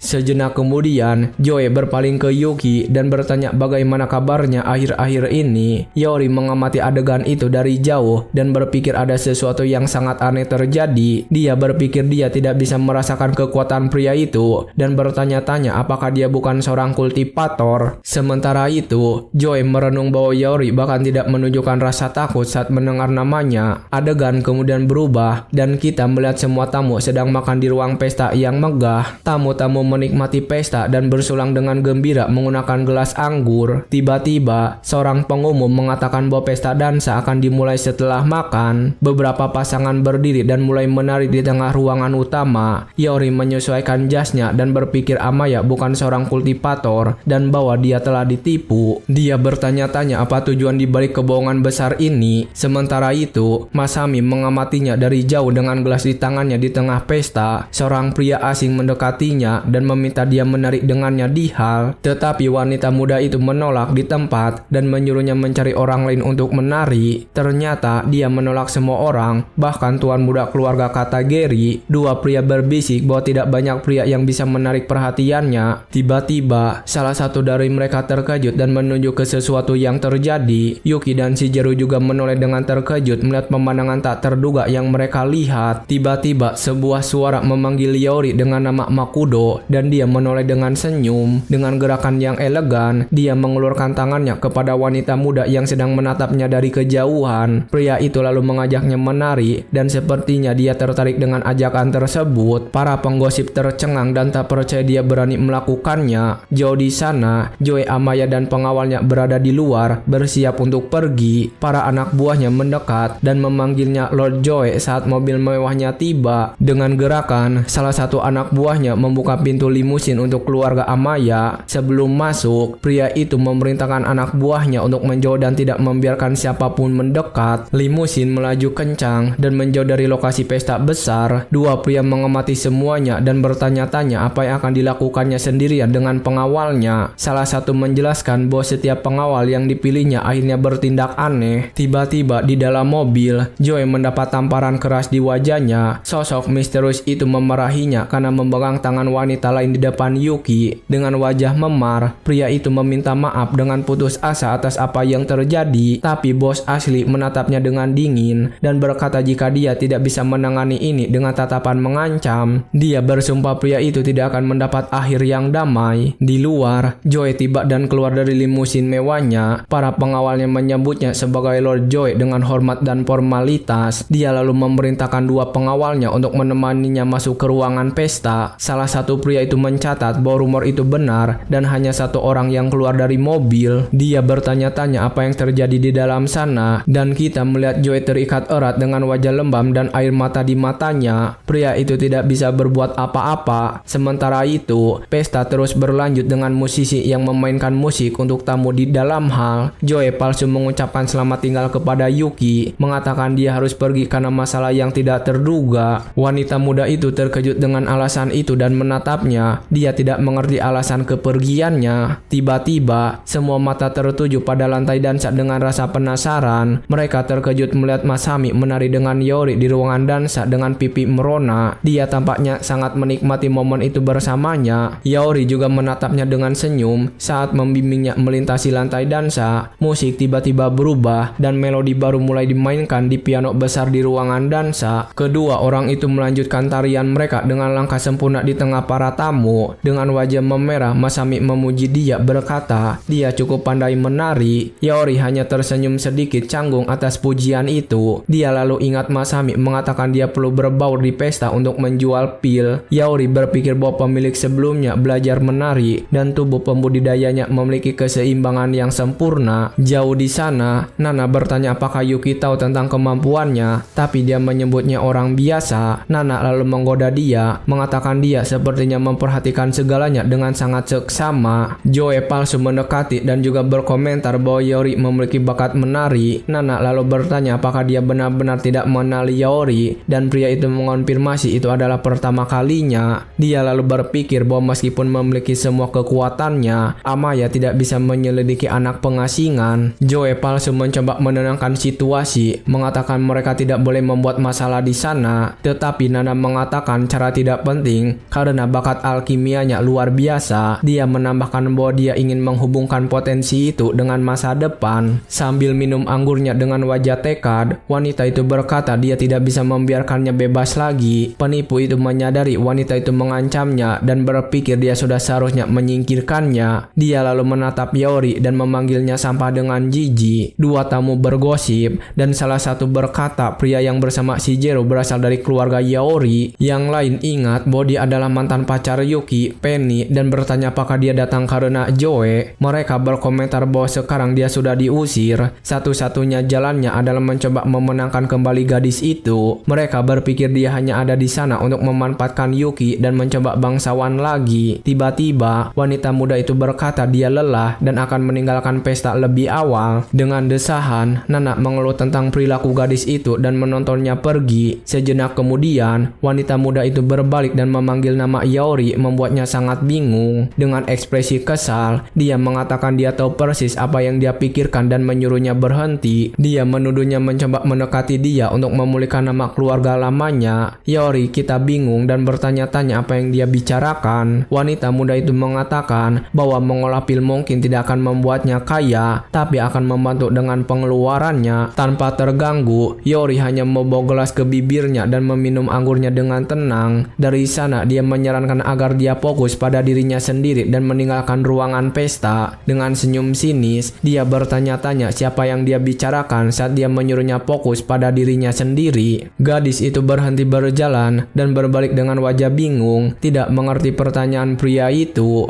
Yaori menjelaskan bahwa energinya tidak disengaja karena dia tidak bisa mengendalikannya. Yuki terkejut dan dengan aura yang bersinar, dia bertanya bagaimana dia tahu semua itu. Yaori memperingatkan bahwa memaksa kultivasi akan menghancurkan tubuhnya yang sudah berada di batasannya. Keduanya ditinggalkan sendirian di ruang pesta saat mereka membahas situasi rumit wanita muda itu. Dengan senyum, dia mengatakan dia bisa menyelesaikan masalah itu dan dia bertanya bagaimana seorang rakyat biasa bisa tahu itu. Gadis muda itu meragukannya dan bertanya apakah dia benar-benar mengharapkan dia percaya pada kata-katanya. Yaori menatapnya dan mengatakan bahwa jika dia tidak percaya padanya, dialah yang akan rugi. Dengan ekspresi serius, Yuki menyadari waktunya untuk menyelesaikan masalah itu semakin habis. Pria itu mengusulkan kesepakatan bisnis dan mengatakan dia punya permintaan. Dia lalu mengungkapkan bahwa dia ingin dia mengantarkan sesuatu ke keluarga Amaya. Dari jauh, Joe palsu dan Nana mengamati keduanya berbisik di tengah ruangan pesta. Penuh amarah, Joe menatap adegan itu dengan kebencian dan berbisik nama Yaori. Adegan lalu berganti dan kita melihat bagian luar mansion tempat pesta berlangsung. Yaori dan Masami meninggalkan ruang pesta bersama dan berjalan melalui taman mansion. Tiba-tiba, suara memanggil mereka dan Yaori menoleh untuk melihat siapa itu. Nana muncul dan mengatakan dia tertarik pada pil Giant dan memanggilnya untuk berbicara. Ketiganya berjalan melalui taman mansion di bawah langit malam berbintang. Yaori berpikir dia menginginkan lebih dari sekedar pil dan Nana memintanya untuk menelpon bibinya dengan wajah serius. Dia mengingatkan dia bahwa dia sudah tidak lagi menjadi bagian dari keluarga Yaori. Wanita itu lalu mengatakan dia dan Yuki sangat mirip dan pria itu mempertanyakan hal itu. Dia menjelaskan bahwa setelah orang tuanya meninggal, gadis itu dikendalikan oleh pamannya yang membuat semua keputusannya. Tapi Yuki menjadi pembudidaya legendaris dan tidak bisa melarikan diri dari keluarganya. Masami bingung dan bertanya apa itu pembudidaya dan apa artinya melampaui. Yaori menjelaskan bahwa itu berarti mencapai tahap ketiga kultivasi dan perbedaannya sangat besar. Karena itu, Yuki menggunakan metode yang mustahil untuk mendapatkan kekuatan, menukar hidupnya dengan kekuatan. Yaori bertanya mengapa dia menceritakan semua ini dan wanita itu mengatakan tidak ada obatnya. Dia menjelaskan bahwa sama seperti ibu Shigeru, apapun yang dia lakukan tidak berpengaruh. Dengan ekspresi yang tegas, Yaori menyatakan bahwa dia ingin menyelamatkannya dari nasib itu. Nana mengatakan bahwa kemampuannya superior dan berpikir mungkin masih ada harapan. Masami terkejut bahwa Nana lebih mempercayainya daripada dokter dan mengingat jimat-jimat itu. Masami terkejut dan bertanya-tanya apakah hal tentang pembudidaya legendaris itu benar. Yaori berpikir bahwa metode pembudidayaan di dunia ini sangat primitif. Dia juga memikirkan bahwa dia tertarik pada pil Joyan yang dia jual sendiri. Nana lalu mengusulkan kesepakatan bisnis dan Masami bersemangat tentang keuntungan yang bisa mereka dapatkan. Nana menegurnya karena hanya memikirkan uang dan mengatakan dia benar-benar ingin membantu Yuki. Dengan wajah sedih, dia menjelaskan bahwa gadis itu adalah orang yang sangat baik dan lembut. Dari sana, dia mengungkapkan bahwa Yuki pernah memberontak saat pertunangan dibatalkan. Yaori mendengarkan semuanya dalam diam, memproses informasi baru tentang mantan tunangannya. Tiba-tiba, Joe palsu muncul di taman dan memanggil bibinya yang ada di sana bersama mereka. Dengan senyum, dia berkata dia pikir dia akan mengucapkan selamat tinggal sebelum meninggalkan pesta besar. Pria itu lalu menyadari bahwa Yaori dan Masami ada di sana dan menatap mereka dengan seksama. Dia lalu mengucapkan terima kasih kepada Yaori atas segala yang terjadi hari ini. Penipu itu mengulurkan tangannya dan berkata dia akan senang jika mereka bisa bertemu lagi. Yaori setuju dengan tersenyum dan berkata perasaan itu timbal balik tentang pertemuan. Keduanya berjabat tangan dengan erat dan energi aneh muncul di antara mereka. Dengan wajah serius, Yori merasa ada sesuatu yang sangat aneh tentang pria itu. Energi spiritual terpancar dari penipu itu dan Yori merasakan kekuatannya. Sejenak kemudian, Joe palsu dan anak buahnya bersiap meninggalkan pesta. Seorang penjaga mendekati dan mengatakan dia membawa hadiah dari Yuki untuk Lord Joe. Sudah di dalam mobil, dia mengambil kotak biru dan bertanya dengan terkejut apakah hadiah itu benar-benar dari Yuki. Setelah membuka kotak, dia menemukan seekor kupu-kupu origami dan tidak mengerti artinya. Kesal, pria itu menyerahkan kotak itu kepada anak buahnya dan memerintahkannya untuk tidak membukanya tanpa izinnya. Tiba-tiba, bos sebenarnya muncul dan mengeluh bahwa dia harus pergi karena Hashimoto. Dengan cincin bercahaya di jarinya, dia memikirkan Nanahosu dan Yori. Dengan senyum jahat dan aura biru, dia bersumpah mereka akan melihat apa yang akan menimpa mereka. Matanya berkilau merah dan dia berencana menggunakan Yuki untuk menghabisi keduanya sekaligus. Kita melihat Joe asli bersama duplikatnya yang hanya menuruti perintahnya tanpa bertanya. Anak buahnya memegang kotak dan kupu-kupu origami mulai berkilau dengan cahaya hijau. Adegan kemudian berubah dan kita melihat gedung besar di tengah kota di bawah langit malam berbintang. Di atas gedung, Yori mengamati kota dan merenungkan peristiwa-peristiwa baru-baru ini. Di atas gedung, Yori memegang kupu-kupu origami yang bersinar terang. Dengan senyum sinis, dia mengingat kata-katanya kepada Amaya bahwa mereka akan bertemu lagi sekarang. Kupu-kupu terbang melintas kota, berfungsi sebagai panduan untuk menemukan targetnya. Talisman berhenti bergerak, menandakan bahwa musuh berada di dalam gedung tersebut. Dia lalu menemukan bahwa gedung tersebut milik keluarga Amaya dan bersiap untuk menyerang. Tanpa membuang waktu, Yori melompat dari atap untuk memulai rencananya. Dengan tatapan tekad, dia berteriak bahwa kesenangan sesungguhnya akan segera dimulai. Sementara itu, Nanahosu mengagumi tanaman langkanya yang berbuah setiap 3 tahun. Dia berencana menukar barang-barang berharga ini di turnamen pembudidayaan dalam 3 bulan. Tiba-tiba, wanita itu merasakan kehadiran aneh dan bertanya siapa yang mendekat. Sebuah bayangan memuji indranya meskipun dia terluka dan budidayanya lemah. Sejenak kemudian, seorang biksu botak muncul dengan aura merah dan berkata bahwa dia masih tajam. Dengan wajah terkejut, dia menyadari bahwa para penyusup juga merupakan pembudidaya yang kuat. Wanita itu bertanya siapa mereka dan apa yang mereka inginkan sambil memikirkan cara untuk melarikan diri. Namun, biksu itu mendengus dan bertanya apakah kepala keluarga Hosu berencana untuk melarikan diri. Biksu gemuk itu berkata bahwa seekor singa menggunakan semua kekuatannya bahkan untuk berbulu kelinci. Nana menyadari bahwa kedua biarawan itu sangat berhati-hati dengannya di taman. Dengan senyum sinis, dia lalu bertanya apa tujuan sebenarnya mereka. Biarawan gemuk menyuruhnya ikut dengan mereka dan jangan mencoba hal bodoh. Tapi biarawan botak menyarankan lebih mudah mematahkan tangannya dan kakinya. Nana lalu menyentuh tanaman aneh dan bertanya di mana mereka pikir mereka berada. Dia melepaskan gas dari tanaman itu dan berkata dia akan menghibur mereka dengan baik. Biksu botak terkejut oleh asap dan bertanya apa sih itu. Biksu lain menutup mulutnya dan menyadari asap itu sebenarnya racun yang kuat. Dia menjelaskan bahwa dengan selai rumput di mulutnya, racun itu tidak mempengaruhinya dan ini akan memberinya waktu. Dia memutuskan dia perlu melarikan diri karena dia tidak punya kesempatan melawan 2 lawan.